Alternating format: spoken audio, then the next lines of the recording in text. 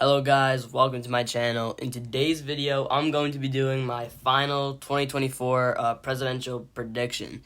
So it sort of caught me by surprise, like how close election day was coming. I'm not sure if that happened with you guys too, but it is just a couple hours away. So the race, sort of just a summary, it was close in the beginning, Trump versus Biden. Post-debate, Biden was just really bad. Trump was just trampling him. Then Kamala Harris got put in, and that really made things tighten up a lot. I think the most important demographic, of people, I'm not sure if that's the right word, whatever, but most important group of people are going to be liberal people who are on the fence of voting for Kamala Harris or not. Like, just depending on how energized Kamala Harris got those people is going to determine who won the election. If Kamala Harris was able to energize, some people who are liberal but on the fence of voting or not, if she was able to energize them, she will likely win the election. If she didn't, I'm going to say that she's probably going to lose. Donald Trump's probably going to win. And we're just going to find out. Hopefully find out tonight. Maybe it's gonna be in a couple days, maybe tomorrow. But nonetheless, we're gonna start this. So I'm gonna start with the safe Democrat states. So that would obviously be the West Coast with California, Oregon, Washington. I'm gonna include Hawaii too, Illinois, Washington D.C. obviously, Maryland, Delaware, Connecticut, Rhode Island, and Massachusetts. New York and Vermont is going to go in there too. Okay, so really no humongous explanation needed for those states. They're just extremely Democratic. And it's going to be the same thing for these Republican states too. So let's go on. Utah, Idaho, Montana, Wyoming, the Dakotas, Nebraska, 4 out of the 5 electoral votes in Nebraska, just not including Nebraska District 2. So majority of Nebraska. Kansas, Oklahoma, Louisiana, Arkansas, Missouri, Iowa, Mississippi, Alabama, Tennessee, Kentucky, West Virginia, Indiana, South Carolina, and Ohio, and also Alaska. So some of these states I was sort of on the fence of putting safe Republican or likely Republican. For example, Iowa was one of them, Ohio was one of them, Kansas was one of them. South Carolina and Alaska were others. I could see them going more in the likely direction for Donald Trump, but I could also see them going safe. I'm just going to sort of generalize all those states as safe states and have the closer states be likely. So those couple of states are sort of like in between safe and likely for me. So we'll see how right I am, but that's what I'm going to say. So, dang it. Included in the safe Democrat group is going to be Colorado too. Just in a couple election cycles, they just became super liberal, and they've gotten to the point where it's a safe Democrat state, I'm going to say. All right, so now moving on to likely Democrat states. I'm going to say definitely New Mexico. New Jersey, I could see going as a safe Democrat state. It's super possible. I'm going to say it's going to be a little bit tighter, though. I'm going to put that in likely. Minnesota's going to go in there, too. Maine's 1st district, and that might be it. I want to say that's it for now. Likely Republican states, let's see. Definitely Texas and Florida. If Joe Biden was still in the race, I'm pretty sure those would be, safe Republican states, but I think they might have tightened up a little bit. Other one would be Maine's 2nd district. Pretty sure that's it for that, too. So, moving on to the leaning Democrat states, so it really gets down to the important ones here. I'm going to say Wisconsin is going to lean to the Democrats. Yes, it is a swing state. Donald Trump could absolutely win Wisconsin. It's definitely a possibility.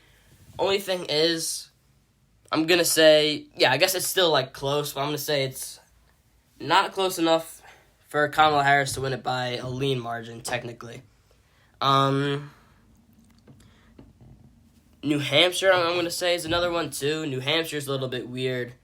I could see it going likely Democrat, too. It's sort of in between, sort of like Ohio, going in between likely and safe Republican. New Hampshire is like going in between lean and likely Democrat. Same thing with Nebraska's 2nd district, sort of like lean and likely Democrat. Same thing with Virginia. But for the sake of this video, I'm going to put them as leaning. I guess I'll do the same thing with Maine's 2nd district, too. So, we get down to even more important states. I'm going to start with tilting. Oh, wait, I never did the lean Republican states. Sorry about that. I'm going to say Arizona and Georgia are the states, the swing states that are most towards Donald Trump's favor. I think we could definitely see him winning in Arizona and Georgia. Yeah, so now I'm going to move on to the very close states. That would be, I'm going to start with the Democrat tilting ones. Michigan. Again, super possible for Donald Trump to win in Michigan, just with the polling, how it's been for the couple months that Kamala has been the, Democratic candidate.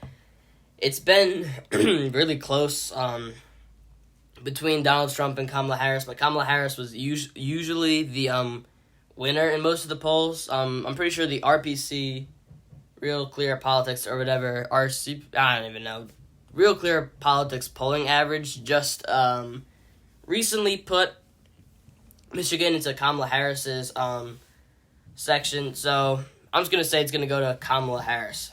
So now we get to the tilt Republican states. So if you're paying close attention, you can already tell who's going to win. I'm going to say Nevada. It's sort of a bold one, I guess. The last time Republicans won Nevada was in 2004, but they've gotten close, if I'm not mistaken, a couple times. I'm going to say that this is the year it probably happens, though. North Carolina. For a while, I thought North Carolina would be more of a, leaning Trump state. Just in a couple recent days, it seems to have tightened up a lot.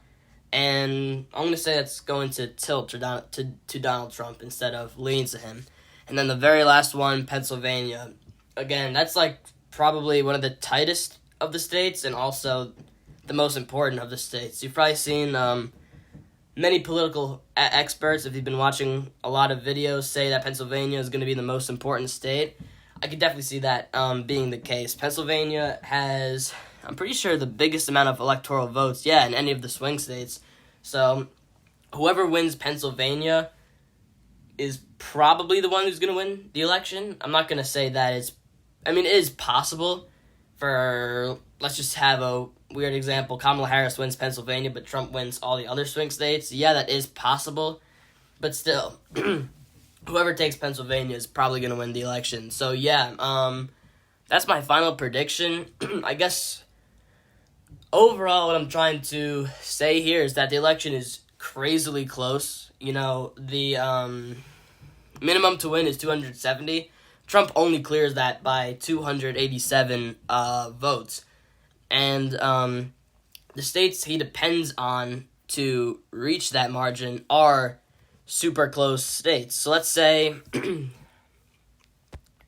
Pennsylvania. That's all that has to go to Kamala Harris to make her win instead. It's really very close. So yeah, overall, I'm going to say Trump has a slight lead. And, I'm going to try to do the Senate, House, and governor elections of 2024, too.